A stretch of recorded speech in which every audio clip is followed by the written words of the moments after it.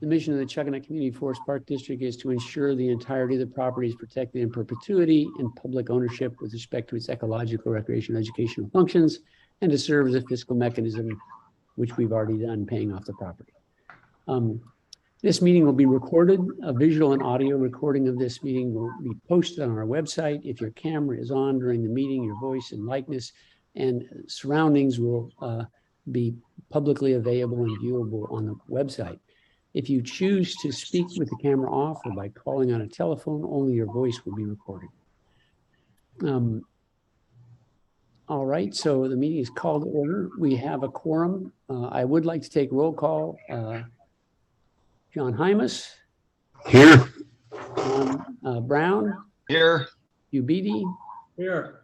And Frank James. I'm here too. John McLaughlin is not yet with us, but we do anticipate that he will join us as we move into the meeting.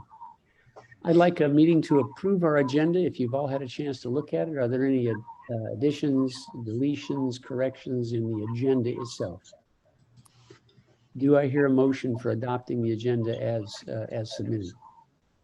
I move. Seconded. Moved and a race to the second. We'll give that to Hugh because I think he actually won. Damn lie. And thanks for that. We'd like to introduce everybody, but I think everyone knows everyone else. Tip is a well-known person to all of us, I think. Steve Wilson is a well-known person to all of us. I'd like to welcome you both. And of course, our Parks Director, Nicole Oliver, is well-known to all of us as well. Thank you and welcome, Nicole, and Steve and Tip. It looks like John McLaughlin just joined us, so let the record show that at 6:03, John joined us too. So we have the full complement of folks here. Our legal counsel is also here, Bob Carmichael, of course, as he often is. And thanks, Bob, for being a long-suffering, long-serving person with our board. And we'll come to rely on you for a number of serious questions today, I'm sure. Now that we've got our approval of the minutes of the agenda, we need to look back at our minutes. There was a special meeting and there was also a regular meeting, and we have minutes of both that were sent out. I'd like to have each of you take a quick look at those if you haven't, and then when ready to have a motion to approve the minutes of our August 29th meeting and our August 24th meeting. I have looked at them and I will make a motion that they be approved as they stand, unless there are small corrections. I've looked over them. Has anyone else got a correction or a deletion or something you'd like to comment on in our earlier minutes? I see people looking intently. I'll wait another minute. Not me.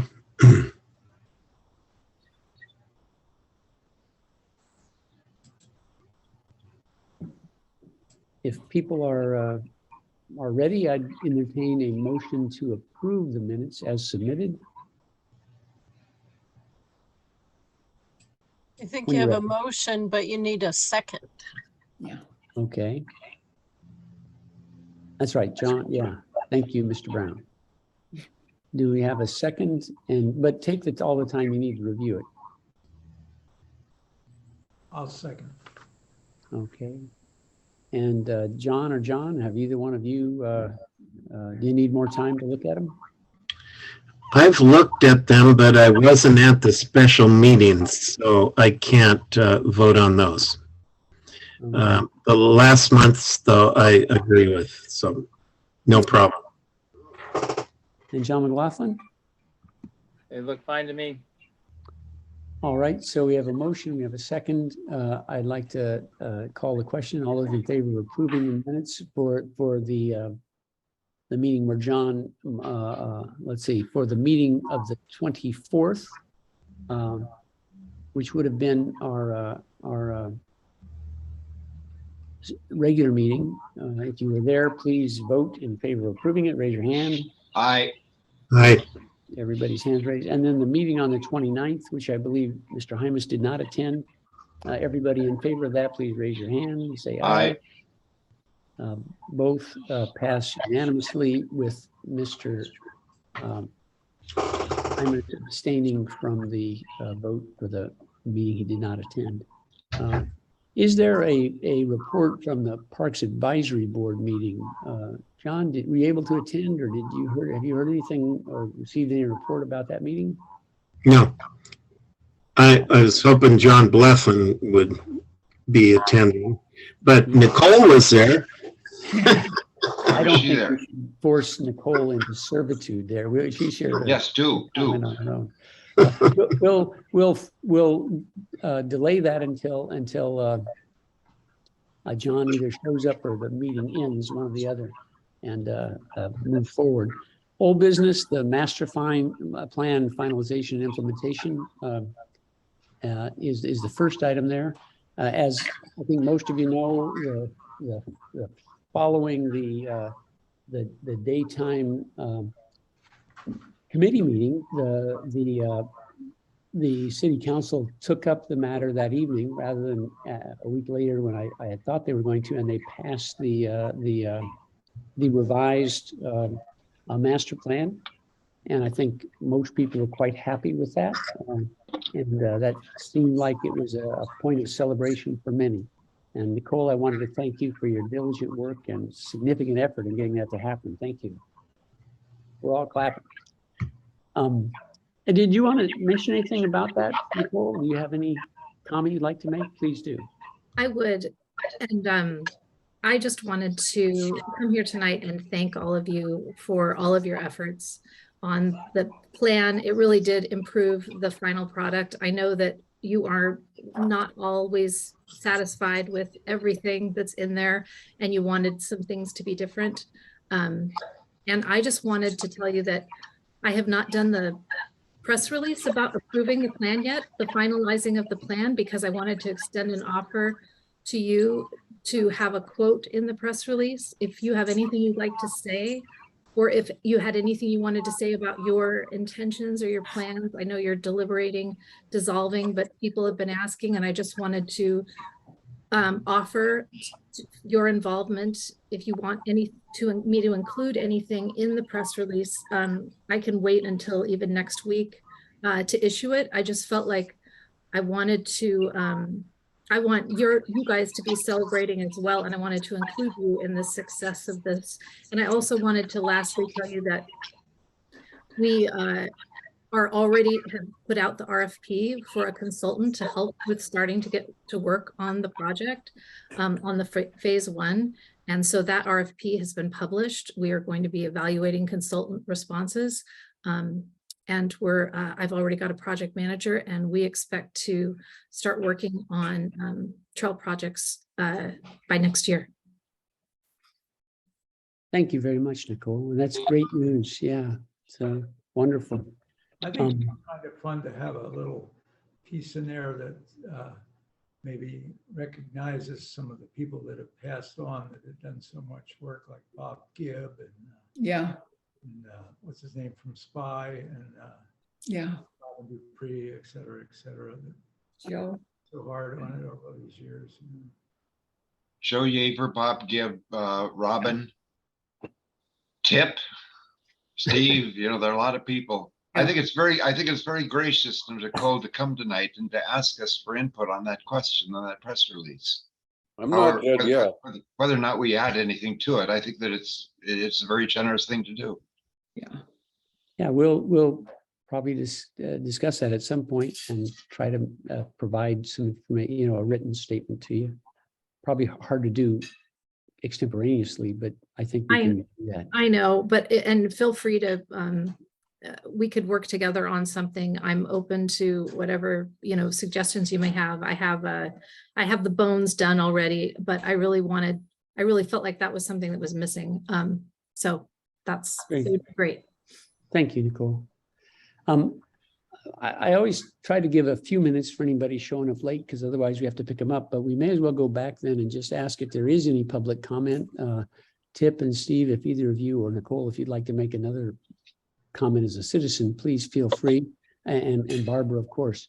So if any of you'd like to take a 3-minute time and hold forth and advise us, chastise us, praise us, whatever you want to do, there's 3 minutes. Barbara, you were first. Would you like to say anything? Well, it's been a long process, and I just appreciate everyone's involvement, and hopefully these woods will be in perpetuity and the wetlands will survive and thrive. But I do want to thank you, Nicole, because I feel like you really listened to, what people had to say, and I appreciate that. Well, Barbara, just to recognize that you've done a lot of work over many years on this, and I've appreciated all the times you've been there, the many, many times. You're one of the stalwart people. You're here tonight. You've been here many times, and thank you for all the effort you've made too. Well, thank all of you. You guys have put a lot in. Mm-hmm. Thanks. Tip, would you like to say something? I would like to say something. I know, everybody knows that a lot of citizens put in a lot of time, and, the campaign sort of ebbed and, it flooded and ebbed according to, things going on at the time.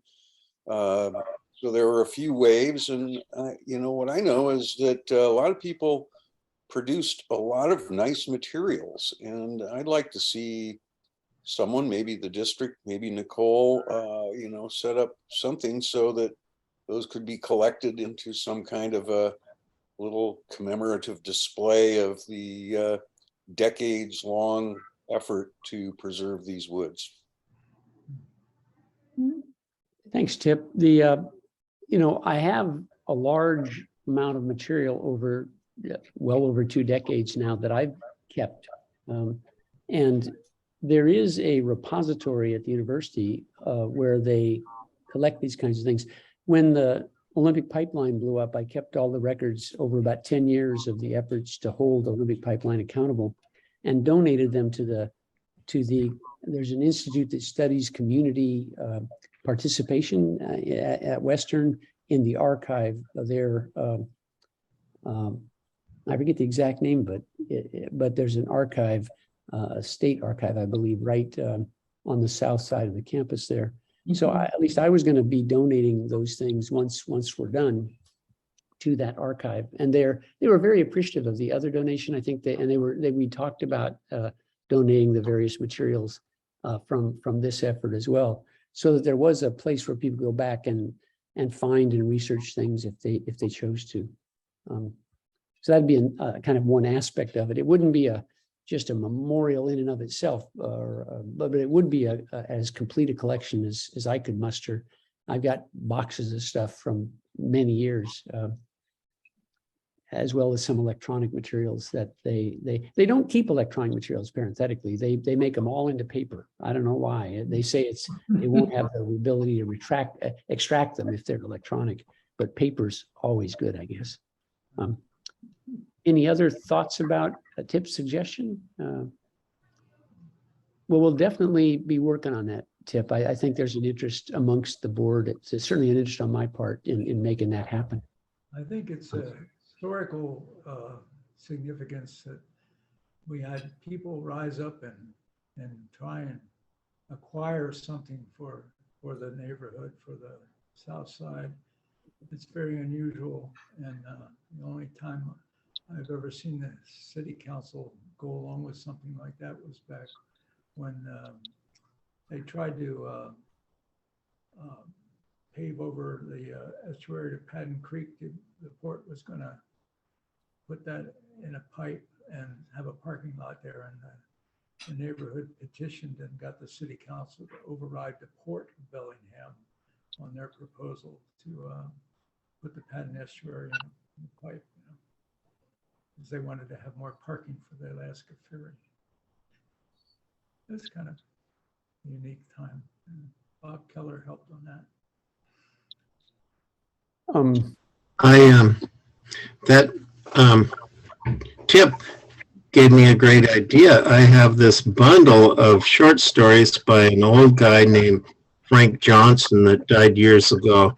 And they were stories of growing up in Happy Valley. And taking those to the archives, I think, is a great idea because otherwise I don't know what to do with them. I used to publish some of them in the neighborhood newsletter, and they're pretty funny, some of them. But anyway, thanks, Tip, for the idea. There's an archive at the museum downtown too, and they are very interested in kind of local history as well. So there's a couple of different options. The libraries, I mean, the museum is a wonderful place too that has some good collections. Steve Wilson, if you want to give us. Sure. Yeah, I can want to thank everybody for all their work, citywide and Park District wide. It was unprecedented what took place.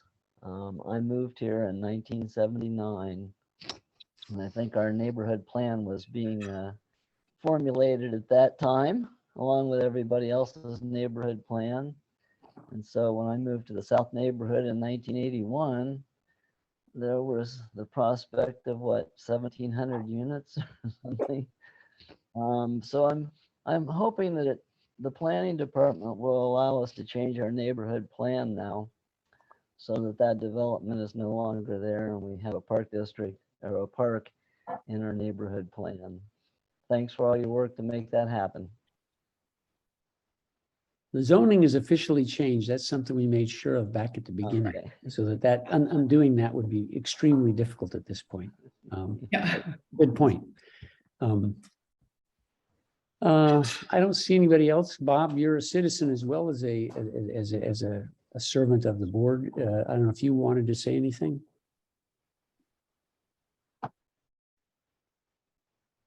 I think somebody should write a book about how it all happened. Yeah. I'm not volunteering, but I think it would make a great book. Yeah.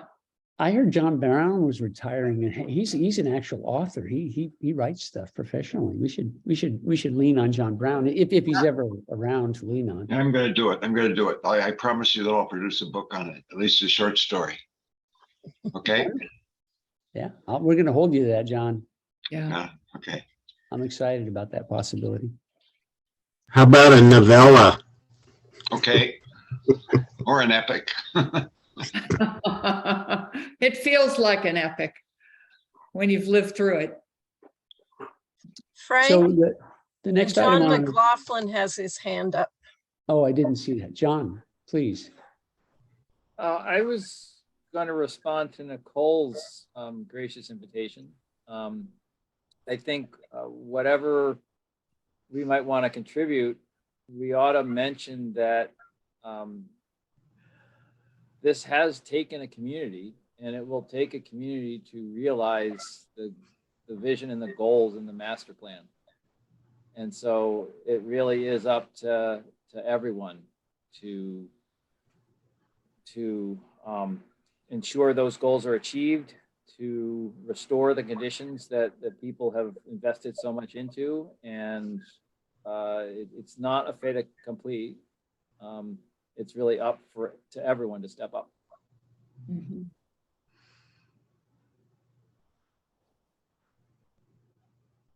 Skip on the city council was really very endearing and very thoughtful. And he said, you know, it's going to take the 3 E's. It's going to take education, it's going to take engineering, and it's going to take enforcement to make this happen. Yeah. And I think Skip was right about that.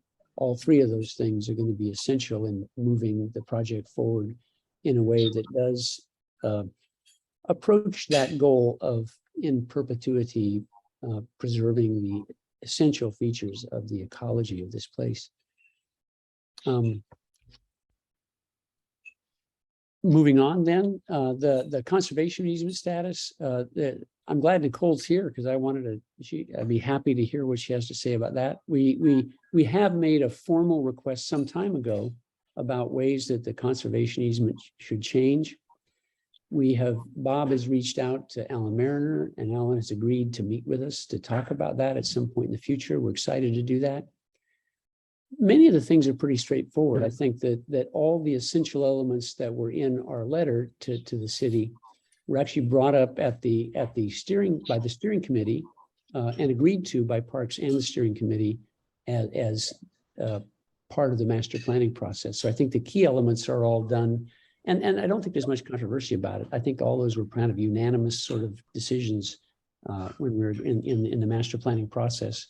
So I think much of that is easily within reach. Obviously there are things that we worry about and may or may not be practical achievements. We very much would like to see, I very much would like to see the bike speed limit enforced. I think that's that all the data about bikes indicates that the speed at which they go is the problem, and simply enforcing the already existing bike speed limit would be desirable. A lot of that's got to be education, though. I think signage is going to help a lot. I think if Ran Jack had a very tremendously entertaining set of, I think, almost dreams about how we would achieve this sort of thing. You shared with us. One was to have a kind of the radar sign, the sort of thing you see on the street about speed, and to have it, but have it all be themed around the 100-acre wood characters from Winnie the Pooh. And had some very, very entertaining. And I think humor is a very powerful tool. I think, and I think they're actually quite good ideas. I would like to see that sort of thing happen. And Nicole, I'd be happy to talk with you about it. If he hasn't already shared those with you, I'd be happy to share with you what his ideas were. Very wonderful ideas, ways of educating and enforcing at the same time. And so I think those are good ideas that really, perhaps not so much enshrined in the conservation easement itself, but in the working understanding of what is desirable to protect the place in perpetuity. The other thing, of course, being that keeping dogs on leash is important. I had somebody call me this last weekend and say that they went through the forest and they saw 4 dogs, none of which were on leash. And they were pretty disappointed, as was I. So I think, we've got to find some practical implementation strategies for the master plan. I don't know that we can enshrine all those in a conservation easement, but I think working with you, Nicole, and with the city council at a policy level, I think we can certainly come up with practical ideas that will get us a long way in the right direction. And some of it potentially could be part of the conservation easement. I don't think we want to burden it, but I think we want to make it as effective and clear and unambiguous as we can. Other comments about that process moving forward? I actually haven't spoken to the land trust myself. Alan Mariner is the only one who has. He has a long-standing, long-term relationship with Rand, and they spoke at length. And so I think we need to have a meeting together and figure out the best path forward for the easement as far as which comes first and which things need to happen. So I think I would welcome scheduling. I can even put that together. If you'd like me to be the person to try and put something together, I'd be willing to do that with the land trust and Alan and Bob and maybe Frank as the chair. I mean, I think I agree that there's streamlining needed, and I'm open to it. I don't remember what was in that last draft you guys sent such a long time ago. I haven't looked at it in a while, so I don't remember exactly how it was changed. So I need to go back and take a look. So yeah, I'm willing to put that together if that would be helpful. And I'm really excited about starting to do some things and do some signage and education. There's a real shift happening.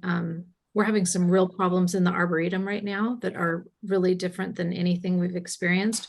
We're having some problems in places that we haven't had problems before. So we're trying to put together a broader social media campaign targeting students and young people. And some of them are coming into our community perhaps and not really realizing some of our rules and values about how to take care of these open spaces. So we're working on some bigger picture things community wide, in addition to what we want to achieve here in the 100-acre wood. And the speed limit signs, we're starting with the arterials. Those are going up. We finally just confirmed where they're going to start being installed. And we're starting on arterial trails where we have the biggest speed problems and issues with people who almost get hit by bikes and call us and say, why are the bikes going this fast? And there is a whole trail courtesy sign that goes with the speed limit. So we're installing those. Those should be going up here in the next couple of months. But I think the forest is going to need a full-on wayfinding, enforcement, education, signage plan that will be part of what we're going to be hiring that consultant to help with. And I mean, we want to fully develop something. I would love the idea of expanding on the Winnie the Pooh theme. I don't know if that's copyrighted, but I did look into it when they did ask me to look into it. Do you know, Bob? Yeah, I do know something about that, but I want to I don't want to interrupt you, Nicole. I'm just really wanting to extend my hope to continue to involve you and just work together to get through the next steps that are in front of us. And I want to be open and helpful in any way I can. So that's what I want to extend. Thank you, Nicole. Bob? I'd like to be involved in that conservation easement thing. I spent quite a bit of time going through for modifying it. So. I think your involvement is important, Hugh. First, I want to say, Nicole, I'm really pleased that you're here. It just speaks volumes for your character and leadership to try to, I know it was a tough process, and for you to be here and offer to meet with the Park District and Land Trust, I think is really a credit to you and how you're handling the Parks Department. So I wanted to thank you for that first. And then second, I wanted to let you know, and I haven't called Alan back. I spoke with Alan Mariner a bit when we both said, well, we should probably each call Rand Jack. And I know Alan did. And then I called Rand after we got the petition for dissolution and the letter from the mayor, and talked to Rand a little bit. And so it was after he talked with Alan, and it was pretty clear to me that Rand thought the best way to attack this was with the conservation easement was the way you described, to have all three of us sit around the table and work through it. And that's what he really wanted to do. And he thought that was the best approach. And I think it is too.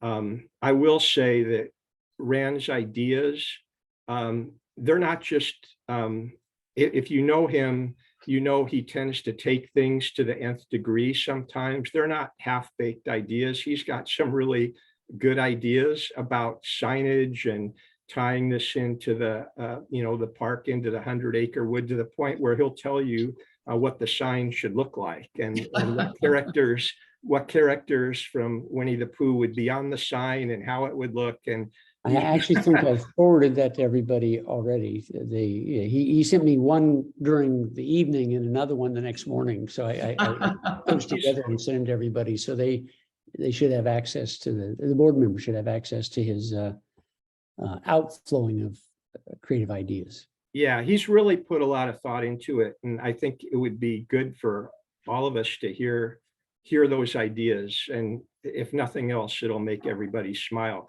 I think that it was interesting that the weekend after I talked with Rand, I went with my wife and dog in the Padilla Bay Trail.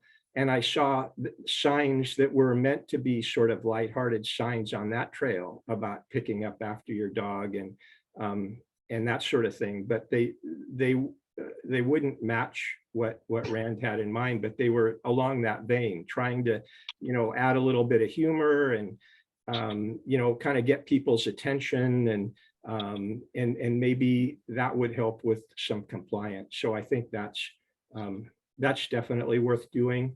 The other thing I wanted to mention, which the board has seen, you haven't. You mentioned that, Nicole, that you have the version that had some of the changes to the conservation easement. You haven't looked at it in a while, and I haven't talked to these guys on the board about who we give it to yet. I think we should just give it to you and the land trust, and if they're okay with it. I sent it to them, and it includes not just the changes that went through the steering committee, but it also includes a dispute resolution provision along the lines that the land trust was talking about, and some other changes to it to make the priority clear. And that really gives a template to start talking about it. And I would hope it's close enough that we can work through it pretty quickly and come up with agreed upon changes. I don't see a reason for this to drag out. I really don't. And I'd hope that we could get something down that we all agree to pretty quickly. And if the board wants, I could send that out to the land trust and as well and start moving forward. But that some of that work has been done, and I think we should be moving forward with it. I think a copy should be sent to Nicole. That's just my personal feeling. One has been before, but we could send it again for sure. Well, but this is the revised one. It's got more than just what. Oh, it's not that, you mean the new one that you made? This Yeah. is the new one that Yeah. includes the stuff Dispute that Rand resolution, had talked about on top of it. Yes. We should probably review that here before we send it anywhere. Yeah, that's what I'm saying. And we need to talk about it, but a lot of that, the reason I wanted to mention it is a lot of the work I think has been done already. Well, that sounds good. And I'm not going to stay here, and I'm going to let you guys finish your meeting because I have to go to another meeting to talk to the King Mountain neighbors. So I look forward to hearing from you. And I actually wrote down kind of what John McLaughlin said and what a couple of you said about what you thought about what we should feature in that article, in the press release. And I'm going to try and draft something up, and I'll send it to, who should I send it to? The board. The whole Just board? send it to I'll just send Robin it and to all she'll of them. get it to all of us. Perfect. Okay. Yeah. That's what I'll do. And then hopefully we can put something together and get it out early next week. I'd love to have you involved. That'd be great. Nicole, Thank before you you, go, Nicole. could I ask Yeah. 2 quick questions? Sure. I wanted to- First, I'm wondering about the impacts you've been seeing in the Arboretum, and if they're similar to the ones we're concerned about in the Chuckanut Community Forest. And the second is for one of my courses this fall, same one that has done design plans in the past. I'm planning on having an option for a project that would map out all of the trails in the forest. And I wonder if that would be useful to you. Your first question, problems we're seeing in the Arboretum are single track drop trails being built out of nowhere, and graffiti, really bad graffiti on the rock walls. And so we're doing a bunch of trail obliteration, and we're trying to actually catch whoever is doing this. We've seen them a few times, but the university's social media is helping us with some marketing to the students about the fact that bikes aren't allowed, and no structures are allowed, and to try and get a handle on the graffiti. And Western has been doing a really good job of cleaning the graffiti, so that's been good. Your second question, mapping all the trails, I think that any additional information we have to inform this, the consultant is going to be focusing on the critical parts of phase one. But I think that there are other things we can be doing that would be really informed by that additional mapping. We've got some ideas about utilizing the WTA, the Trail Association, and having them help with some of those more complicated, very labor-intensive trail obliterations and markings that we want to do, and not necessarily needs that whole consultant design permitting part, but like some of the stuff that we can also do in addition to the designed and permitted big trail projects and boardwalks. So I think any additional mapping of those trails would be great. All right, I got to go over to King Mountain now. So Nicole, real quick, are park board meetings going to be in person soon? Yes, this month we are talking to all of our boards and reminding them that as volunteers, the vaccine mandate applies to them. So we're going to be collecting vaccine information, and starting in November, we'll be meeting in person with probably a hybrid Zoom option for any people who would rather not, for whatever reason, meet in person. But that's going to start in November. City Council's first in-person meeting is on Monday. All right. Thank you. You're welcome. Nicole, I just wanted to ask you to talk with Public Works about the fire prevention plan, where they could outline where the plumbing is for water, the periphery of the forest, and where any electrical lines might cross here or there in case there's a fire. And You got the fire department's attention with your comments on fire prevention, and they are looking at, I've talked to the fire chief a couple of times about it, about equipment that they don't have, that maybe Public Works or Parks has, that could, they're trying to figure out that they're basically doing those types of things. They're pursuing the concerns that were raised about fire prevention, planning, ensuring where we have adequate resources and marking them. We're going to try and get that information to them.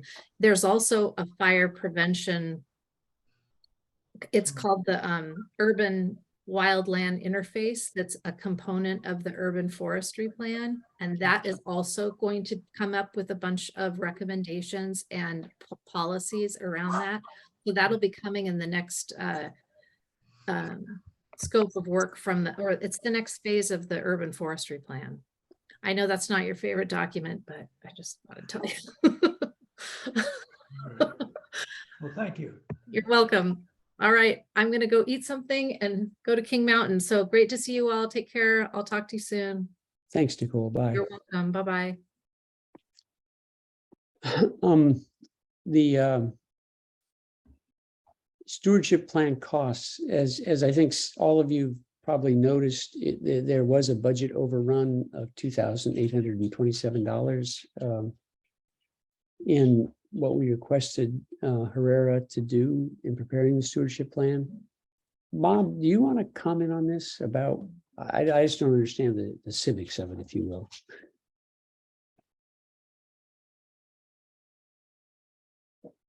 You're muted, Bob. Sorry. I'm sorry, I wasn't ready to jump to that. And maybe we'll circle back to the conservation easement status, but at what point are we going to talk about our next steps on the conservation easement? Is that? We can talk about it now if you like. Yeah, sure. We will. So take out the stewardship plan costs issue, and we can go back and finish up on the conservation easement if there's more comments. Well, I guess, Mike, I have some questions. One is, we had an offer made by Nicole to sit down with the city and the land trust, and we may not be ready to do that. I know we've been looking at other potential assignees like the tribes. And I guess I think I'd like to know what the direction is that we're going, or are we going to think about it some more? If we do want to work with the land trust, then we have an invitation to sit down with them, and I'm wondering how we would, if someone would contact Nicole and set that up, if that's the direction we're going. So to finish that up, so I've been looking at other options to fully explore the possibilities for who might hold that conservation easement in perpetuity. There are some other options. The Northwest Indian College is a 501c3 and would be an appropriate person. They have a strong commitment to conservation. They have an academic program there with people that are interested in conservation, and they have expressed an interest in talking more with us about what would be expected of them. So there is that option. The other option is that there is an organization called Y to Y, which is Yellowstone to Yukon. It is an organization who does exactly this sort of thing in that frame along the West Coast that holds conservation easements on sometimes vast tracts of property. Sort of like the what's the other organization that does Dot Island? Nature Conservancy. The Nature Conservancy. So like that, but regional and localized. The person that runs it, Scott, used to be a professor at Huxley, and he's has recently taken on the executive director role there from the Wilderness Society, where he was a senior person. He knows this area well, having lived here. He was the person who helped the students start the Planet magazine at Huxley.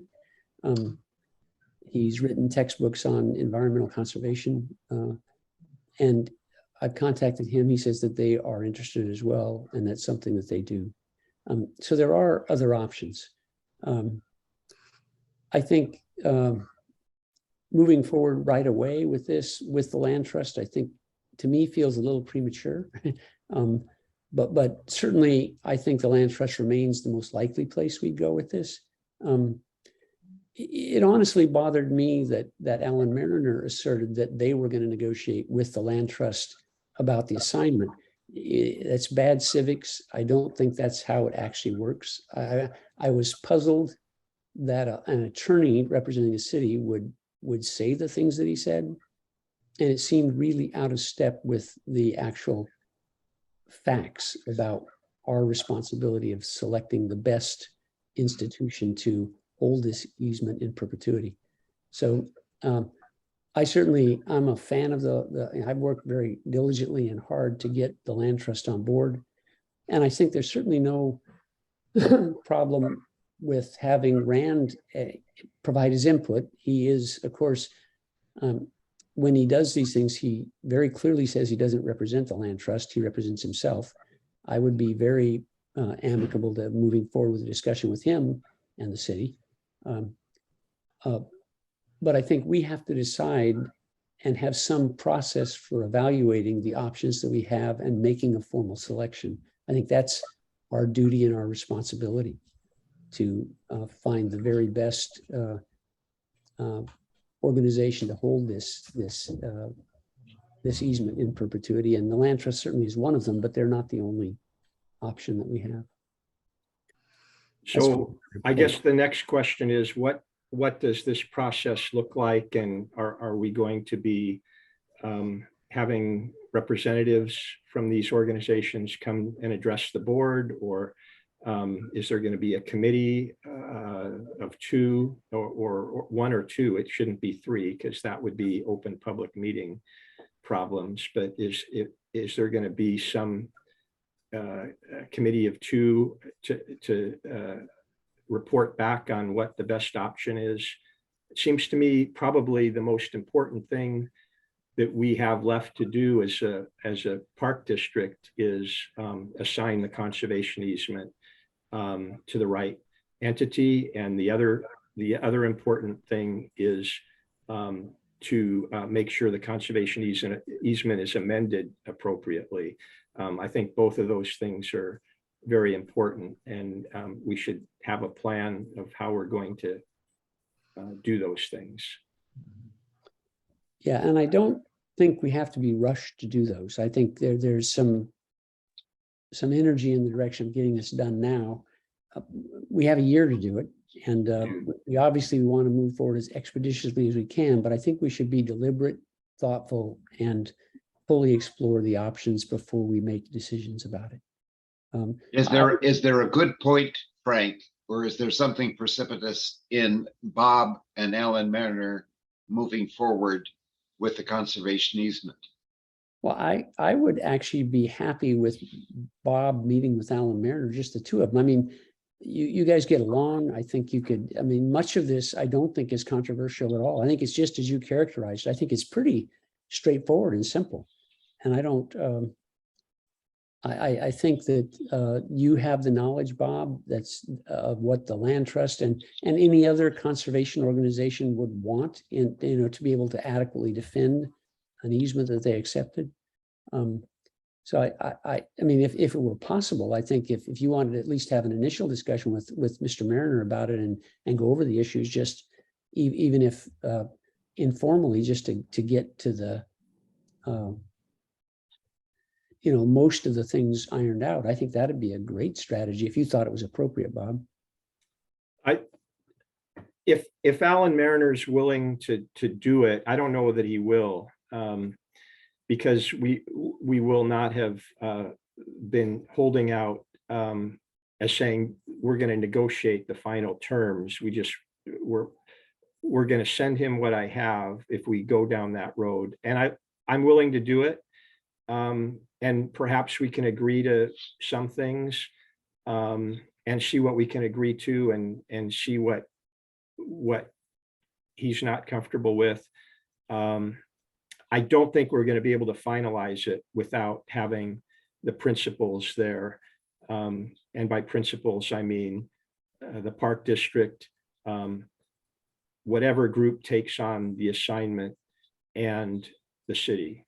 That's what it's going to take to finalize. I think to finalize it, that would be very clearly the case, I think. And whether it's worth it or not for me to informally talk to Alan Mariner about it, I don't know. I'm willing to do that, though. I'm willing to, I could call him and see what he says. If he's willing to do that, then I would send him the red line version. I couldn't represent that it's a final position. I'd have to say that, there could be other things that we want besides this, but this is a starting point, and at least maybe then he'd look at it and we could make some progress. And certainly if he has input about what the city needs from it, we should probably find that out. If there are specific things that they need, we're offering what we think we need. If they were to offer us what any changes that they need, we should be open to that. And I think it would facilitate the process to have that initial discussion with him. Yeah. John McLaughlin? You're muted, John. Caveat, I haven't been party to these discussions. I only know what I've read. I was disturbed about the report that Alan Mariner wanted to meet with the land trust and not with us. I think that contradicts what Bob just said about the importance of having all the principals there. And right now, the two primary principals are us, the conservation easement holder, and the city, the other party to the easement. So I don't see how negotiation about the easement could, reasonably occur without us. So if Alan is willing to work on that with Bob, I think that's great. I think we should pursue that. If the city's not, then we have a deeper problem. I was also troubled that the report that ran was not willing to insist that we be present for such a discussion. And so that I was a little concerned. I was also surprised to hear that during the public hearing, when Alan Mariner said that he had met with Rand and said the land trust would be okay with accepting the easement as it is and then work on revisions later, because that was different information Bob had received, and you, Frank, had received from Rand about that. So that was a little bit surprising. And so essentially what I'm saying is any negotiation with that easement has to include us. And I think the receiving party ought to respect and insist on that too. And maybe that's a way of helping Alan see the imperative of our participation. The other thing is that if we are going to, if there are other alternatives, other parties that might be receiving this, I think it would be disingenuous for us to consume Rand's time or other land trusts board or staff members in negotiating changes if they aren't ultimately going to receive it. So I think it's incumbent upon us to make that decision before getting them to commit their time into revising an easement if they're not ultimately going to receive it. I agree with everything you just said, John. I was disappointed with that Rand didn't draw a line like he drew with me initially. But in talking it through with Frank a little bit offline, who knows Rand very well, he's a peacemaker. And I don't think he wanted to draw a line in the sand with the city, and even though he perhaps should have. I think he was trying to operate as someone who was trying to facilitate bringing us together, meaning us and the city. And he did have a conversation with the city. I thought he talked with Nicole, as well as Alan Mariner. And, there were some hard feelings apparently on the city's end about how things went down. And I thought it was not appropriate for the city to take the position it did in the mayor's letter, or in what Alan said at the Parks Committee, or to me, that they wanted to negotiate with the land trust only. But what I heard tonight from Nicole backtracked from that. And Nicole is the Parks Director, and she's Alan Mariner's client. And so he's, I think, got to take direction from her. And what I would do is call him this week and let him know that Nicole was here, and she offered to meet with us and directly, and our representatives, including Frank. But that our board, if this is what you decide, we're still thinking about who the right party ought to be. And the direction was for me to send him the draft with the changes that I sent to you before the last meeting, and have him and I try to work through it as much as we could in the interim while we're going through this process, and see if he's willing to do that. Hopefully he is. That's what I would propose based on what I've heard from everyone so far. I think the thing to be clear about, and I don't think there's any controversy or ambiguity about it, is the assignment of this conservation easement to another party is solely at the discretion of the park board, not the city, nor the recipient of that. That's our job. We need to do it. I think the comments were made otherwise just seem like bullying, honestly. It felt uncomfortable. It felt disingenuous. It felt almost misleading. I just had never heard a lawyer say those kind of things that were obviously incorrect. And I was very confused. I worked really hard I've spent a lot of time getting the land trust involved and clearing the pathway for that option to come to fruition. But I think we have to honestly say, I think it's our responsibility to look at all options, not just some predetermined one by us or by the city. I mean, I think we need to examine these other options. And I've done some initial looking at those. I'm happy to tell you what I've found so far. I think we as a board need to entertain each of those options, get fully informed, and then make a decision, and then we can move forward. And just briefly, if you'll indulge me just for a second, Hugh, I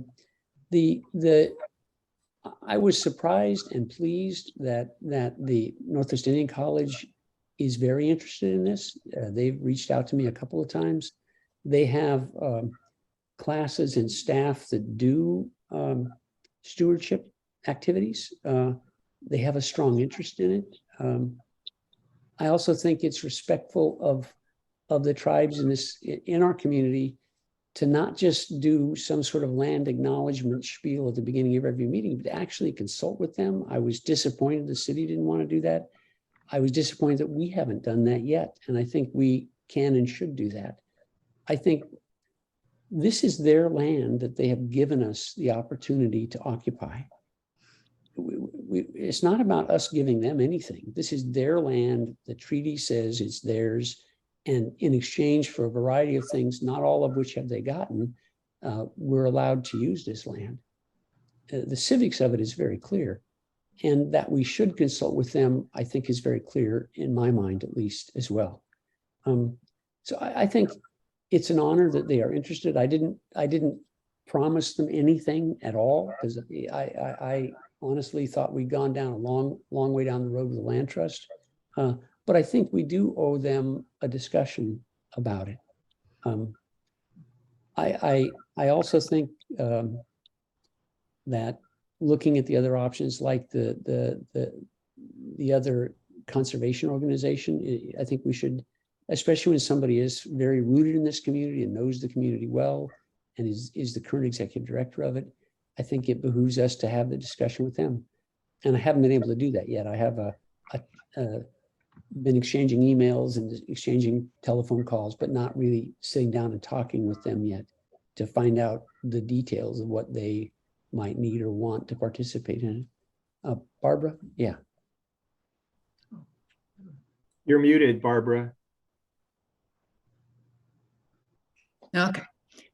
I said, perhaps it's my age, but one of the things I would like you to consider is how long these, whoever gets the responsibility to hold this property, they need, how assured are we they are going to be in existence? Now, the Indian College most likely will, I mean, there's a whole community here. I mean, so I feel a little bit more that they might actually be around. But, we've watched, people, Bob and Joe, who really led this, and they're gone. And people can be really committed and care about it. But if they leave, who's going to be there? So that's my only concern about some of the others. The other issue about the land trust that came very much forward in my mind was that their stewardship is stretched very, very thin. They have a lot of property. They have a limited amount of resources. The kind of stewardship that we need is more hands-on and very active. I think to really ensure that the vision we have for this property is actually carried out. They have the easement on the adjacent property, the Beaver Pond area. The city the state just spent well over $1 million putting in a 12-foot culvert to allow fish to return up Hogs Creek. Right. Without the beaver dam being there, it does not run all year. There is no place for fish actually to spawn in the fashion that they used to do. I would have hoped that whoever we assign it to has a track record of the kind of conservation that would actually allow ecological systems to function and be fully biologically viable. So I think we really need to have a serious conservation discussion with the land trust if that's their interest and they're willing to actually be certain not just the property exists, but the biological life on that property is as vibrant and as full as we can make it. And I think that's our charge, is actually to make that happen, not just that the property doesn't get houses built on it. These wetlands and these animals are preserved and given an opportunity to thrive. And Hugh, please. And I was thinking about is trying to organize this in a way that we could at least get the amendments to our easement done through. And I was thinking maybe you and one other person from the board, with Bob, with Seth and Mariner, just sit down and circle the ones that you have any disagreement with and ones that you don't, and that would be a good start, you know. I think that we need to have a discussion with Seth at this point, because as you said, Hugh, there are issues that we need some reassurance about, and I think the city needs direction on. The master plan is a pretty good plan, but the devil is in the details of implementation. And we really need to be certain that that implementation happens and happens in a responsible way. I think we made great progress in the process coming up to approving it, but the implementation piece is really going to be an administrative function, not a legislative one. And we need to be certain. And I think Seth is the right person. I think we're very fortunate to have him there. He's been there, he's involved, he knows what the commitments were, he knows preservation is the highest value. I mean, I don't know Alan Mariner, but Seth has been an attorney for a long time himself, you know, and specializes in a lot of land use stuff. So I guess I agree, Hugh, that I think we need to meet with Seth and get clarity about the implementation part of the master plan. The decommission of the trails is absolutely critical as a beginning step, not something to do 3 years from now. The contract that Nicole mentioned is a 3-year contract. It's not a 1-year contract. And so they plan on that kind of phase 1 being a 3-year process. I think it's really important that we convince them that decommissioning those trails is critically important. I mean, beginning to undo those, even if you just put signs up in the middle of them with a big stake that says this trail's closed, that something as simple as that would be a beginning in the educating the community about why we don't just walk anywhere in this property, why we want to preserve the wetlands themselves, why our very presence has an impact on the viability of the animals and the plants that live there. So I agree, Hugh. I think we do need to have a discussion with the chief administrator of this effort, and that is Seth. He seemed to make it clear in his letter that we were supposed to meet with Nicole and Mariner, though, to be honest. But I think we need to ask him for the opportunity to get together and talk about it. it should be the electeds to the electeds plus their lawyers.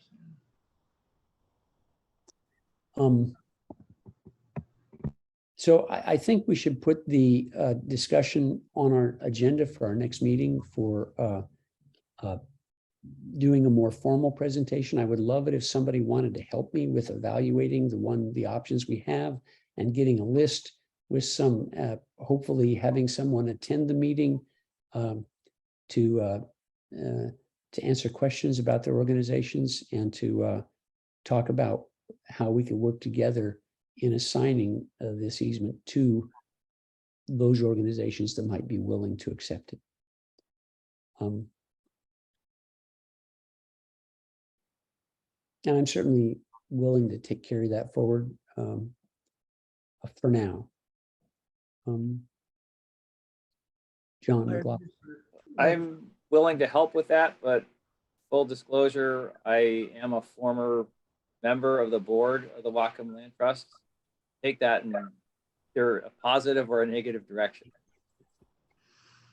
I think that's known, John, as a matter of public record almost. And I don't think there's no legal conflict there whatsoever. And Bob, of course, has interest and a history of association as well, as and many of us are friends with half the board members. So Well, and yeah, I should also, if we're talking about full disclosure, so I was a board member before you, John. Yep.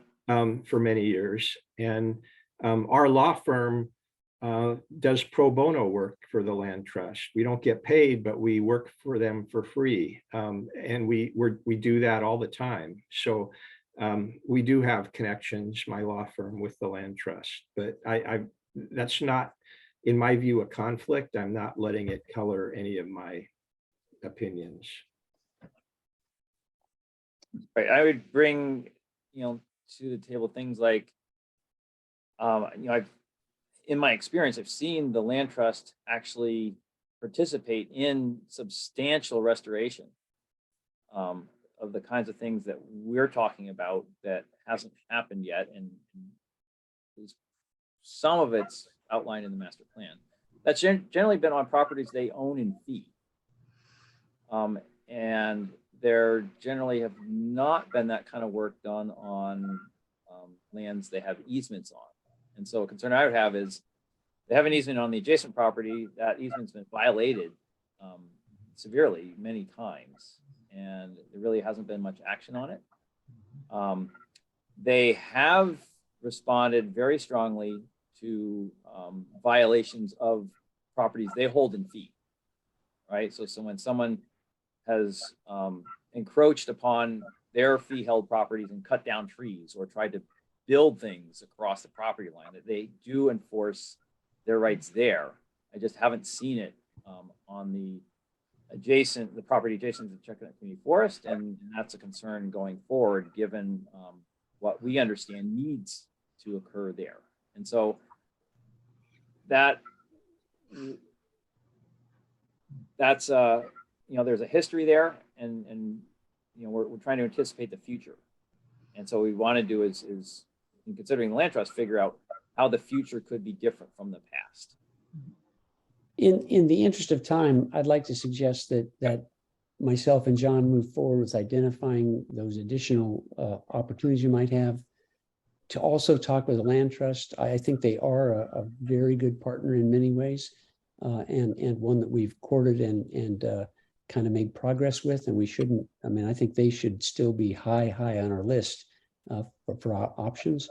But to come back at our next board meeting with a full assessment of what the options are, and perhaps even the people representing those organizations to be present. Yeah. Now, since I'm chairing this meeting, someone else would have to move that. If it's the wishes of the board. I'll move.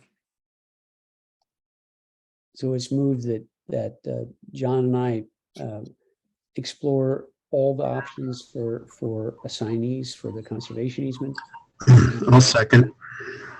It's moved and seconded. Is there further discussion? All right, I'll call the question. All those in favor say aye and raise your right hand so I can keep track of everybody.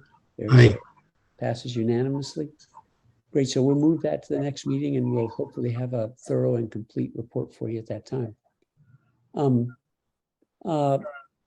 Stewardship plan costs. So Bob, if you could help us with this, there was a $2,827 cost overrun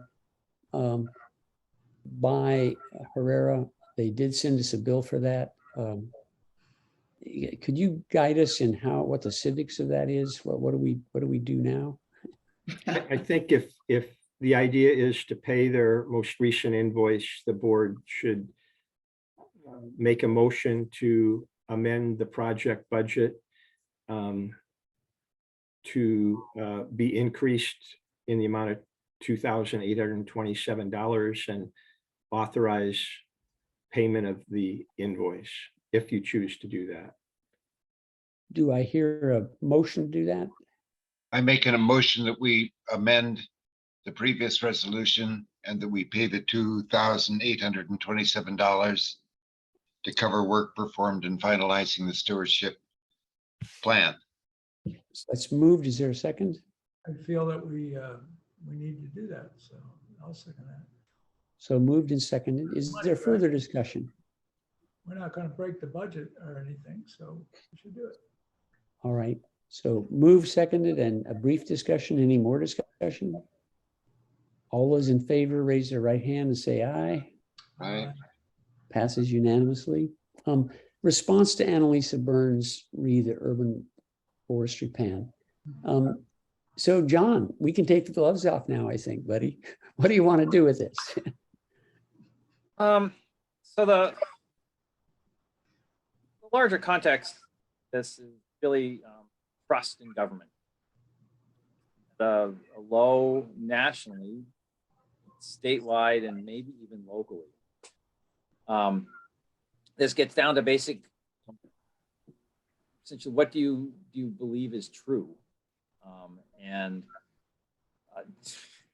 do you honor and follow science? So what we have done is we've raised concerns about errors and have presented evidence several times that there are errors, and we've received denials from Annalise. The latest one justified the denial by saying we didn't provide her the raw data, which she never asked for. Right? She asked for evidence, we provided the evidence, didn't provide the raw data. I want to know, okay, which variables do you want? Do you want the metadata? All that sort of stuff. But I think it's a disingenuous rejection of what we provided, to simply say, well, you didn't give us the raw data, so that we didn't ask for, and so we're just going to ignore it. That's a crisis in confidence and trust. This is the entity that claims to be the science shop for the city, and they are acting profoundly anti-science. They could just go out with a rangefinder and measure the trees themselves. And yet they remain in denial and sticking to results from a group that did all their work before they could even cross the border. They claim to have had a member of the consultancy team that lives here and was able to ground truth it, but don't have. So basically what we have is several rounds of denial of evidence that's profoundly anti-science. I doubt we're going to get, we don't have any evidence or reason to believe that appealing to Annalise is going to work. I suggest that, someone like Councillor Lilliquist, who's a scientist himself, gets it. He wants this controversy to go away. And I'm sure the council and the mayor all want an urban forestry management plan to be in place. Want to move on to other things. They also have bigger fish to fry that depend on science, like their climate adaptation plan, the dealing with the post-point waste management, or waste treatment issue and all that sort of stuff, which you're talking about $1 billion. That's substantial. All that depends on trust in the public on what our leaders do, and what they do should be based on scientific evidence. And so if they can't get something as simple as how old or tall are the trees right, then they're going to lose, they should lose confidence in these bigger, more complicated issues. So I think that's our point of traction, rather than debating, well, the forest is 120 years old and you're saying it's only 80. It really comes down to trust in government. And so I think if we appeal to the leaders of the city, then they should, if they're responsible, put pressure to make those simple corrections. The wildlife connectivity one is a little bit more complicated. Again, I've argued that it's dealing with the same issues of really sloppy work. In fact, the example of how not to do that kind of work is what the city has received from its consultants. But that's not quite so cut and dry as the age and the size of the trees in the forest. So I would suggest that we respond to Annalise's third letter by appealing directly to the mayor and to council and saying, look, this is a crisis. You risk losing credibility. Your urban forestry management plan is going to be based on a fraudulent foundation. You need to correct it.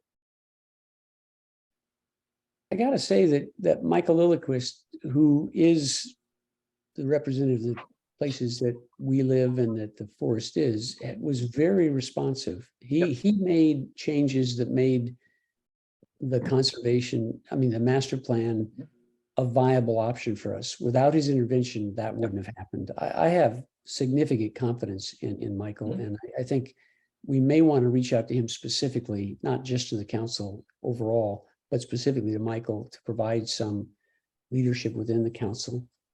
And I think Skip is another person we should build on our relationship with, is to reach out to him. I think that those are the two people I've found very receptive to these concerns. And then the mayor, of course, as well. You? Lisa Anderson is very good also on environmental issues. Lisa. Mhm. Yeah, she's been very good. Yeah. I'm sorry, I missed what Hugh said, but Lisa Anderson has been very good on environmental issues in meetings. yes, in fact, that's what Hugh, you said exactly what I was going to say. Lisa Anderson, I thought, was very thoughtful on the issues when the discussion took place on the master plan, and was she actually sat out there in the woods for hours to watch people's behavior and was very much interested in preservation. And I've heard her on other topics in the past as well. And she does seem to have energy on that topic. So I think we should include her as well. Cool. Yeah. So, John, are you willing to write yet another letter for us? Sure, as long as it's, you give me a week. Sure, yeah. I've got a deadline next week that I got to meet. Okay, sure, no problem. Further discussion on this matter? One Bob? more quick thing, John, and I may have missed it. You said it earlier, but I remember in one of their last response, they said something about asking, you had offered, we talked about you offering the actual data from your last letter, and they did say they wanted that. Did you provide that to them? I have not yet. That's gonna and I've basically entered all the data except for all the GPS locations. Okay. And so that's what, 13 digits for every tree. So that's going to take some time to enter those. And I haven't done that yet. Again, they asked for the evidence. We provided the evidence. They didn't ask for the raw data. And so I didn't provide those raw data, but offered to. And then her last letter rejected the evidence because we didn't offer the raw data that she didn't ask for. Yeah. So I can do that. I just think our next response would have even higher credibility if it included the raw data. Then they couldn't have that excuse anymore. Yep, we can do that. And 2 weeks is fine, John. The other issue is I received a direct response from Michael Lilliquist. This is probably a month or two ago, essentially saying, yes, we respect science and we want to resolve this, or he's going to make sure it gets resolved. And then we got the response from Annalise, which I believe he was copied onto. So I don't know how many other people were, I don't remember how many other people were copied on that, but I could respond to him individually. I haven't yet because we hadn't discussed it yet. But.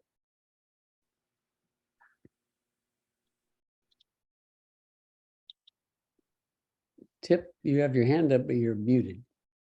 I was muted. I appreciate John's trajectory here because I don't see a lot of reasons to be overly apologetic or to be. I mean, we check out the constituency that, like most of you, as you pointed out, Frank, most of it is in Michael Lillquist's ward, but they all vote citywide. And we put $3 million into this thing. So, and it was $3 million to pay off a bunch of bogus city planning. So, hopefully, Ellen Mariner or somebody at the city is going to be watching the recorded version of this and get to listen to it. But I think, girding our loins, so to speak, and being bold on what we want, I think we've got everything we need standing behind us to do that. Well spoken. Robin? I was just going to answer John McLaughlin's question that the letter from Annalise went to the mayor, to the city council, everyone there, Eric Johnston and Renee LaCroix at Public Works, Nicole Oliver and Steve, I can't pronounce his last name, at Parks and Rec. Janswitzki, something like that. Yeah, Annalise sent it to everyone. She's just covering her, giving herself professional cover. Good, John. My question that I can look up, but was Michael Lillquist's response directed to me saying, look, we're going to resolve this. I don't remember if he sent, who all he sent that to. I could look it up easily. Well, there's little reason not to throw the net fairly wide. Right. So I think certainly Michael and the council and the mayor and I think we should throw it wide. In other words, my responses, I've not done any individual responses on this. It's all been letters signed by all of us.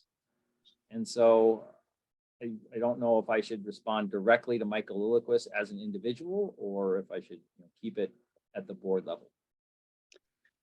I think I'd be happy with either one. I'm happy to sign what you write once we read it. And I think probably everybody on the board would be. And so if there's an advantage and power in that, we should do it. We were kind of holding back because we didn't want to confuse, we didn't want to conflagrate the issues and distract from the power we might have on each of those issues individually. I think that it's time to go ahead and move forward with it. I'm in favor of that at least. So if you'd write it and bring it back to us, and if there's need to be timely, we could circulate it for individual signatures. Is the civics of that okay, Bob?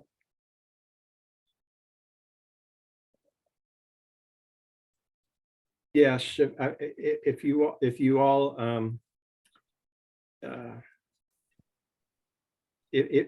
well, it would be good if we knew what was in the letter so you could vote on it. Well, I think John has described what's going to be in the letter. And so if you're willing to take the description as is and vote the authorization of that letter that you'll sign it, I think you should do that now and then sign it after he writes it. And if he sneaks something in there that we don't approve of, we won't sign it. So what I heard you say, John, was basically what we said before, except with data and to people that hopefully will listen to have a very brief summary. Well, it's also raising the debate up a plane, or issue up a plane. This goes beyond just the urban forestry master plan. It goes to the city's conduct of science. Yeah. Or misconduct of science. I see every head in the screen bobbing yes and yes. So I think we understood and I agree. So is there a motion that we'll sign this letter that we understand in principle when we get it? So moved. I make a motion. We sign the letter as John has described its contents. John Brown moved. Is there a second? I'll second. John Hines. May I make an amendment? All right, go. Each person should sign it only contingent upon their agreement with it. Right. I think what you ought to be authorizing me to do is write a letter for your consideration and signature. Yeah, the basic principles of which we've discussed. So moved, seconded, some discussion, further discussion? All those in favor, please vote. Raise your right hand, say aye. Aye. Thank you, gentlemen. And Robin, Just a quick note about signing the letter. I'm having surgery on my foot on October 5th, so I'm not going to be driving for a couple of weeks. So you might have to come to me or circulate it among yourselves, and I'm willing to help coordinate that and everything. But I'm just letting you know, if the letter comes out while my son's still here, we can run around and get it signed, but because he will help me do that. But you know, Robin, it's about time we came to you anyway. You have been so gracious in your willingness to accommodate us. I appreciate it. So I think we can either move it amongst ourselves, or we can bring our signatures to you, either one, whatever is easiest for you. Thank you. So I think that was moved, seconded, and passed. Is there any other old business? Hearing none, we'll move on to new business, the dissolution of the Park District. I think we are all in receipt of the letter from the mayor. I think one of the things we have to negotiate with is how quickly we disappear. I think that gives us some, I think we're all happy to disappear as soon as our work is done, honestly. And so if the sooner we can get these things resolved with the city, the sooner we'll disappear and the happier they'll be, because that leaves them a clearer playing field for their ask for the upcoming greenways levy, which I think we all in general support. So we all got it. We've all received it. Does anybody have any comments about it other than we got it? And we'd be interested in dissolving as soon as we can once our actual work is done. Is that a fair paraphrase of sentiments? Just for me. I don't know that we need a motion on that. I think that's a point of information and clarification. And unless there's more comments or discussion, we can move on to the next topic. Hearing none, we come to the sad and deeply meaningful and significant point where John Brown has given us written notification that he plans to resign as of the end of this meeting. And John, I wanted to first say that you're an old and trusted friend. I guess we're both old. And we've been working on this for a long time together.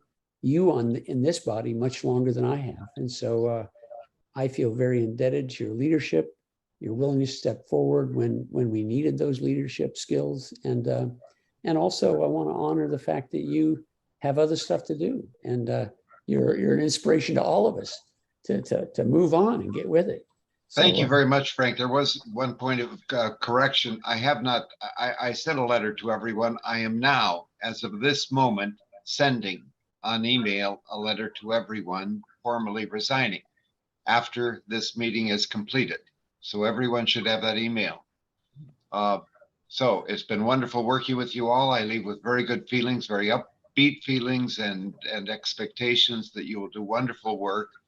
I, like all of you, am deeply indebted to Frank and to those who have worked on it, to Tip Johnson, to Joe Yaver, to Bob Gibb, and especially one I feel called upon to honor the contributions, extraordinary contributions of Bob Carmichael. It's been a privilege knowing all of you.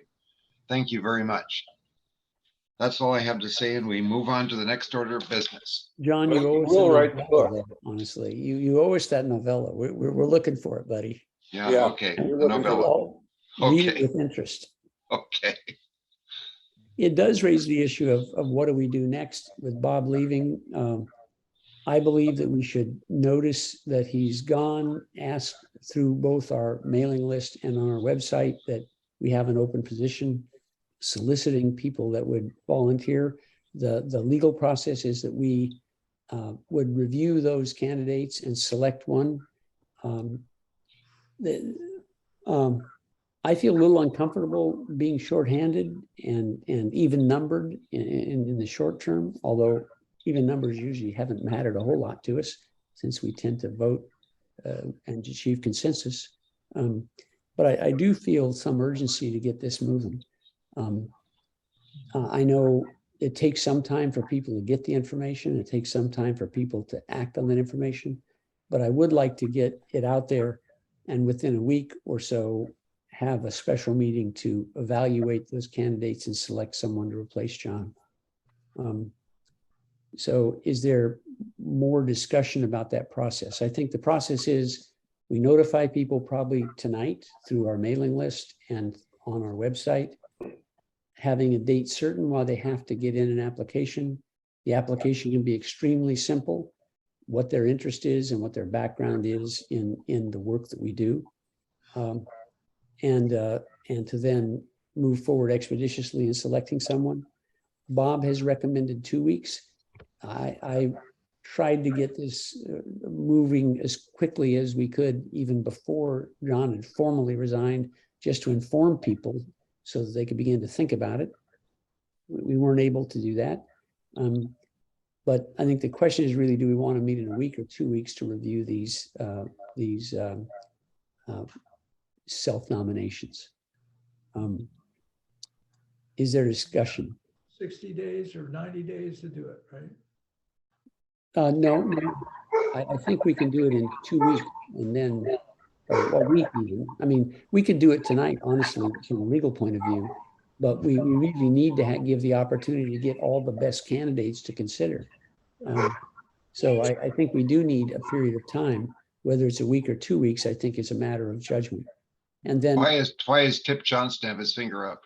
I don't know, but it always makes. Because Steve Wilson is attending the meeting and is probably one of the most qualified people, having a very successful organization adjacent to Fairhaven Park and keen interest in the neighborhood and the region and member of the neighborhood. And I'm not on the board, so I can't nominate him, but I certainly would if I were.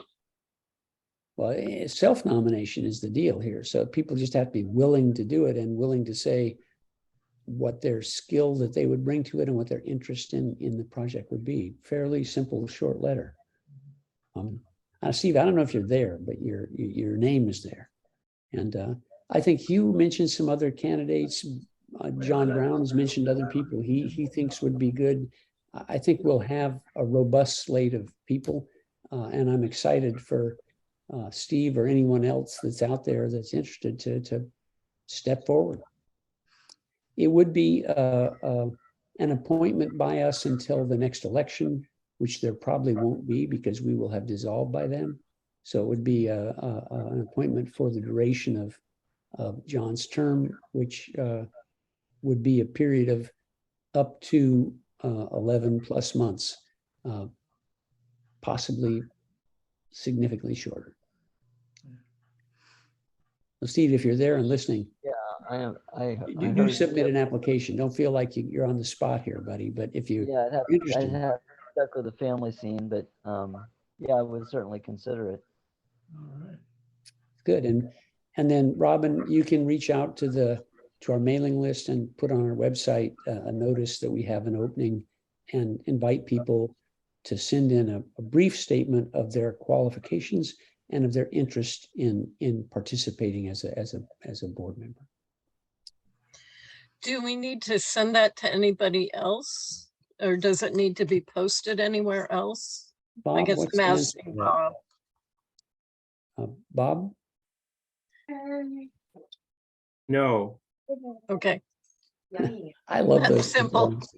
Barbara, you've been around forever too. If you want to, please consider applying, and I'm sure there are many others that have an interest, and we're excited to have a new board member as John moves on into Warsaw or Taipei or wherever he goes. On an occasional letter too, John, a note, travel log. Okay, what was that, Hugh? He can be our Rick Steves abroad. what did he say, goddamn? Said you'll be Rick Steves abroad. Oh, Rick Steves, yeah. Do we need an official motion for this, Bob? You're muted. Bob, you're muted. sorry. One of the things you need to decide is when you'll have the special meeting to make the decision, and that will then drive when the deadline will be for the application. And once you have that, if someone wants to make a motion to schedule the special meeting for that purpose, and with a deadline for application along with that, that would be a great motion to move things forward. I just wanted to put in that a week from now will be the day of my surgery, and having gone through this particular surgery before, I know I'm going to be in no shape to do a meeting for a few days, probably till the following week. So That sounds like a vote. somebody else wants to run the meeting, they can do that, but Sounds like a strong vote in favor of Bob's 2-week suggestion. sorry, Frank. Oh, no worries. It's going to be fine. I don't feel critical about it. So do I hear a motion for 2 weeks hence to be the deadline, and that we notice this, and that we commend our professor member for his long service to the community? I make a motion that there be a special meeting within 2 weeks after the notice is put out by Robin to the mailing list. And the names are gathered and the qualifications are available to all members of the board, that the board meet in 2 weeks for a special meeting to decide who's going to replace this John Brown guy. Okay, that's the motion. There's a motion. I'll second that. He's not gone yet. He's still making motions. He's good for that. Yeah. Can we put the actual date Mr. in the Hines. motion? 2 Sorry. weeks. You figure it out. Thanks, Robin. John Brown moved, John Hyman seconded. Further discussion? All those in favor, raise your right hand and say aye. Aye. Aye, it's unanimous. Aye. Thank you. October Um, 12th. Great. Comment that after what happened in Florida, I'm sure even Republicans will understand that science is important. You would think so. We've got a number of matters of other business. The audit of 2019 through 2021 by the State Auditor's Office upcoming in November. That's, I think, a point of information primarily. Robin? Go ahead. Actually, it's a little more than that. I had a discussion with Dina Garza from the State Auditor's Office today. Just let me pull up the email from her. And there are essentially two options that we have. We can do 2 separate audits, which was originally what she had proposed, which is for 2019, 2020, and 2021 that would be performed probably in November with a cost, an estimated cost of about $6,500. A second audit would then be done up until the dissolution date, and we talked about how that would work. And but that would be for 2022 and 2023 up until we dissolve. And that would be $5,500. Bargain prices. The next option would be just to do one audit. And this is would be the cheapest option. So we would basically do everything from 2019 up until dissolution. And their estimate for that, again, it's an estimate, but it would definitely be cheaper, would be for $10,500. So that would save us $1,500. And I don't think it would be, to me, I would prefer to do it all at once and just go through it. You know, it's not that complicated. It's mostly gathering information and getting it to them. So, but they would ideally like 4 months notice for scheduling that. And she understands that we might not know exactly, but. So we've heard a recommendation from Robin. Is there a motion?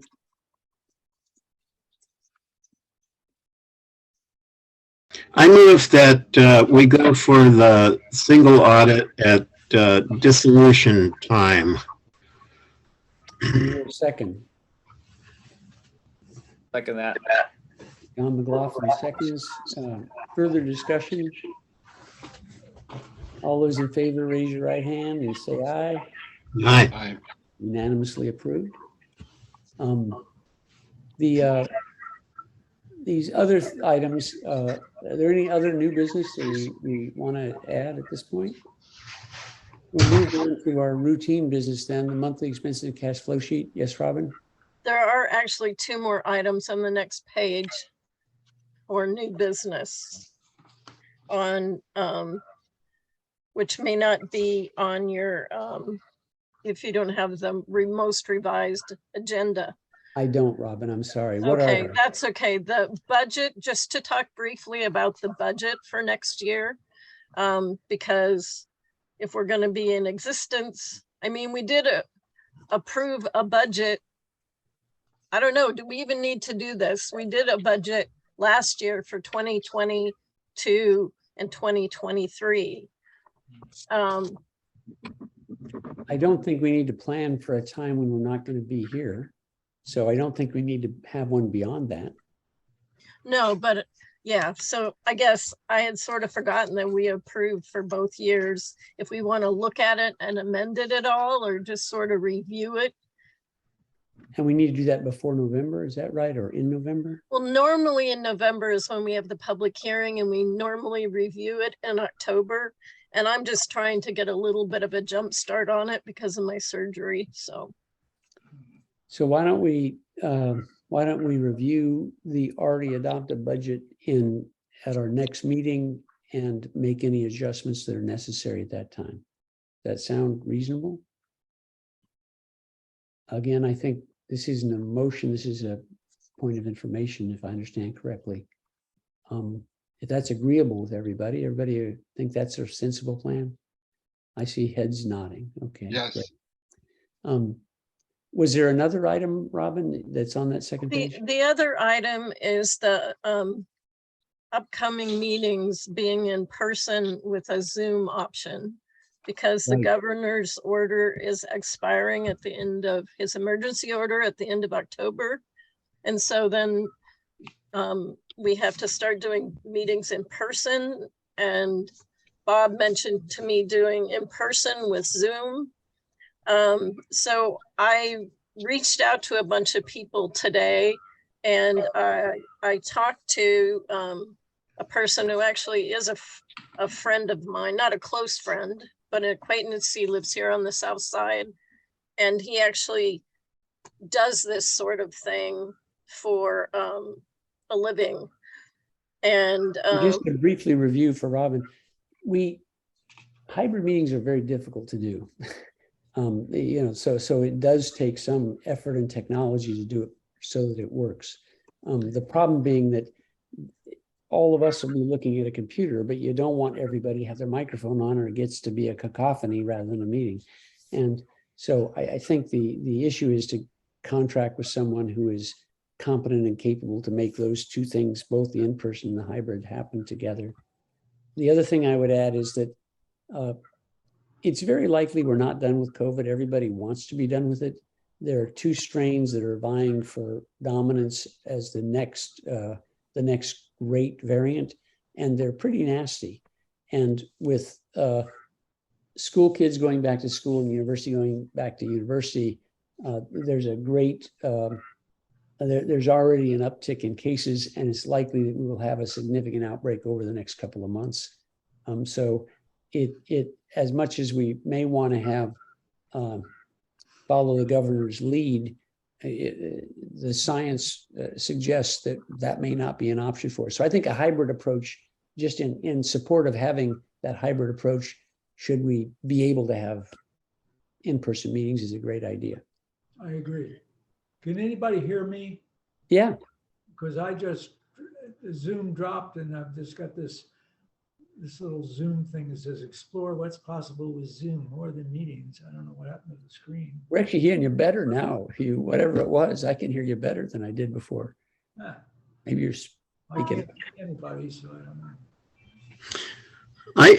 I think let's stick with Zoom just to save money. As much as I hate Zoom, I would prefer to be in person, but let's just, it's too complex to try to do both, and it'll just cost us money, and we're already spending lots of money. I think. Bob, is that an option? Can we have Zoom No. meetings? Unfortunately, John, I totally agree with you. Especially for our board, the Zoom is the best way to go. But unfortunately, we don't have that option legally anymore once the governor's order is expired.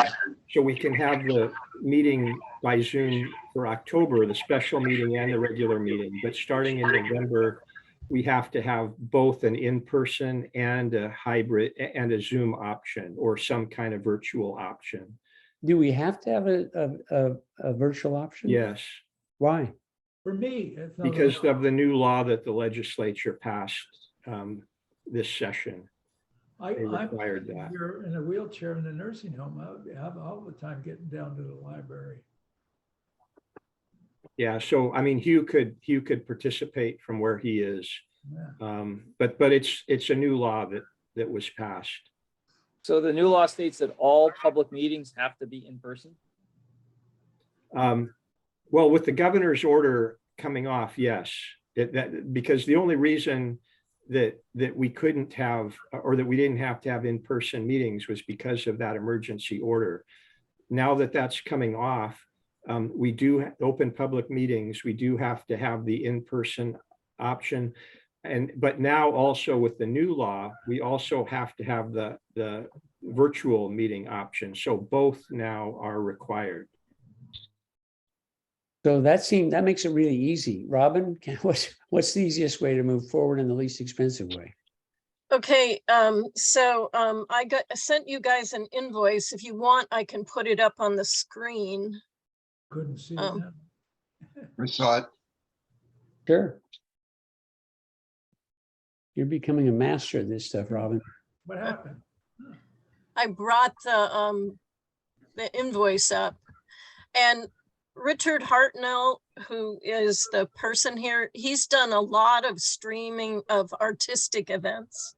So he's had a lot of experience with it. He and I had a meeting today. He would bring all the equipment, so we wouldn't have to get any equipment.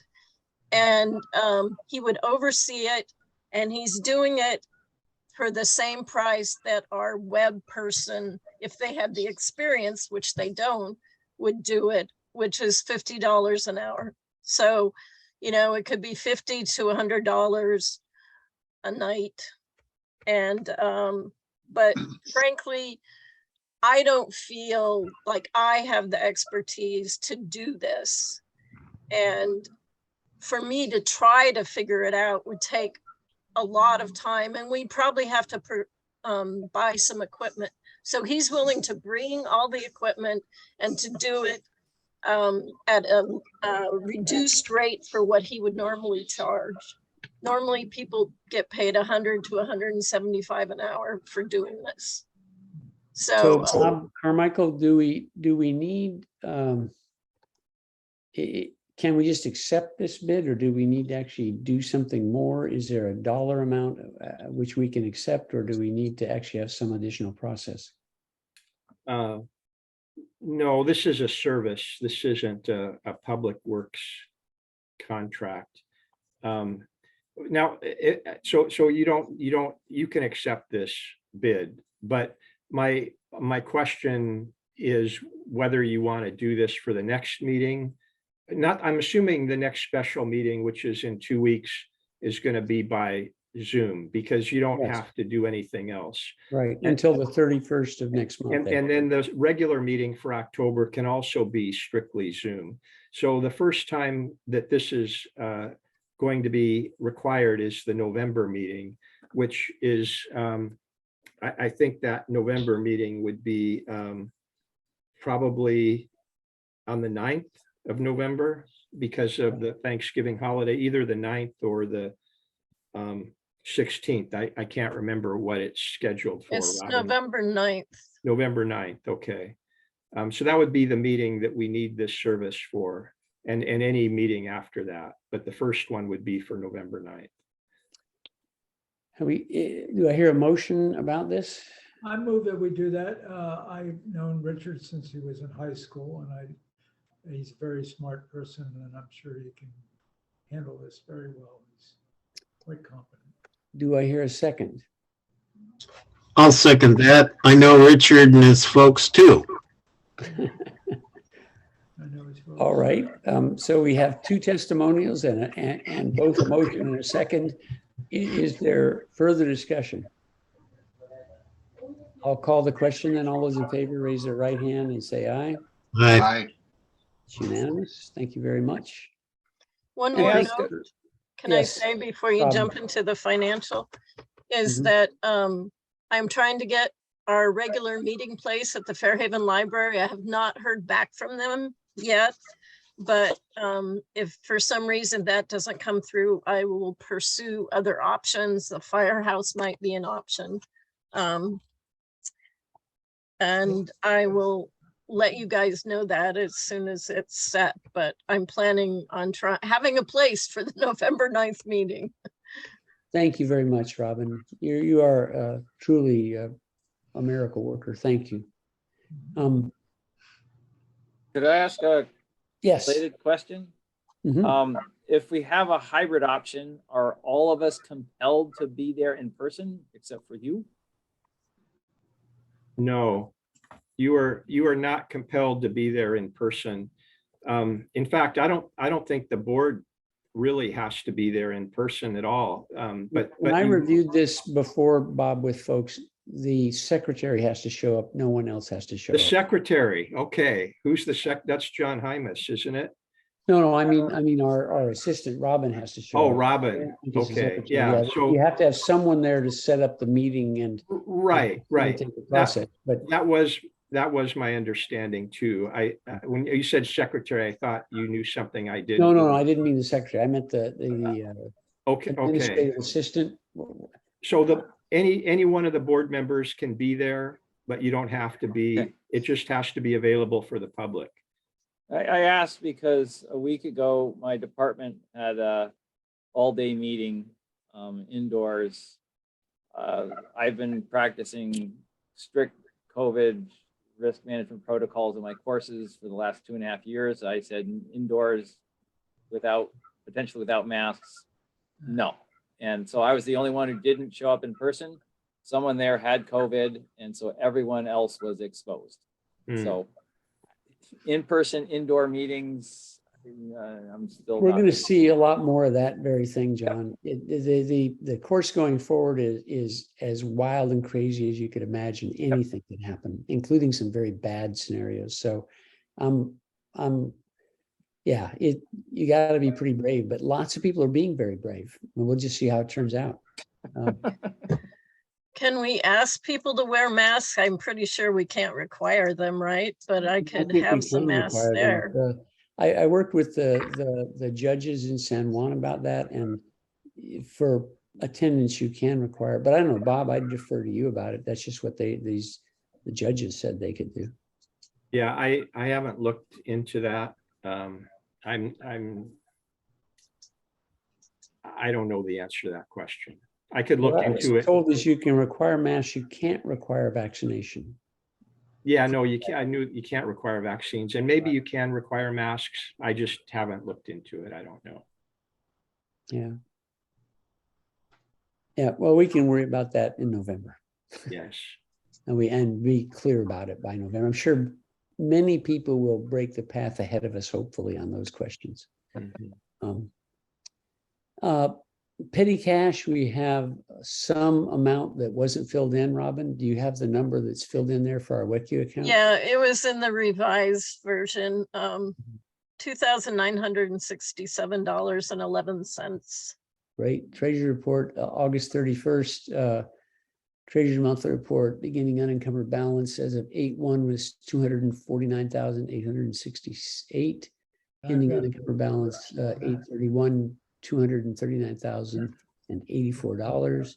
And received tax revenues of $815 and paid out $11,599 in operating expenses.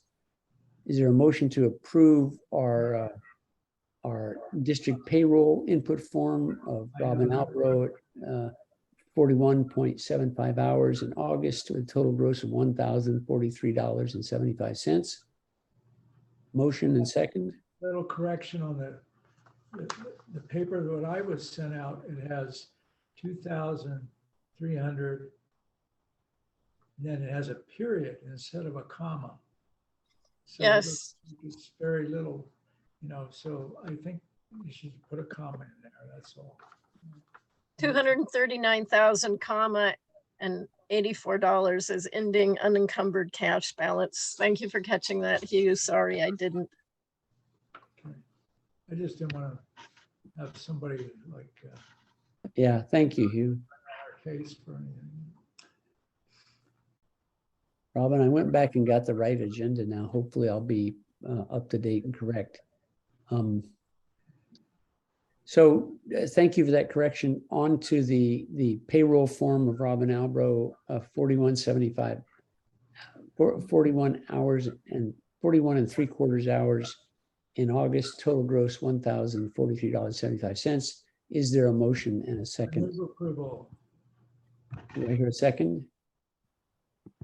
I'll second. All those in favor, raise your right hand and say aye. Thank you, Robin, for your service. In addition to all, we don't pay you enough, and thank you for all the great work that you do.